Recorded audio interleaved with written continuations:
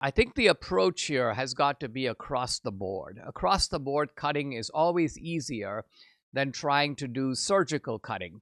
Why? Because surgical cutting I've got to go inside the agency. I've got to use a scalpel. Oh, what does this guy actually do? What does that guy actually do? On the other hand, if you say there's going to be a 40% reduction in the workforce in the Department of Education.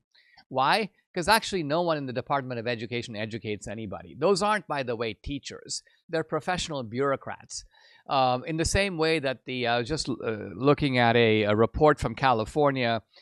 California has a relatively small, well, I mean, it's not small in numbers, but it's several thousand people who are homeless in California.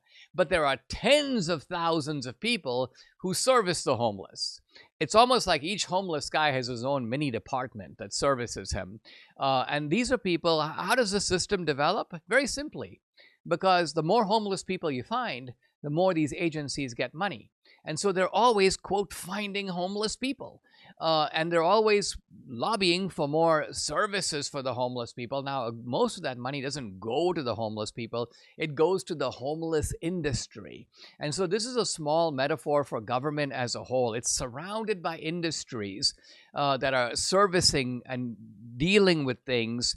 But the problems never go away, because if the problem ever went away, the agency established to fight the problem would presumably have to go away too. The agency has no desire to go away, so they make sure that the problem also never goes away. So you get a little feeling here for the magnitude of the task facing Trump, but hitting the ground running, in a sense, launching a massive attack here on the bloated welfare state, the bloated deep state, the bloated police state, which is both inefficient and malevolent.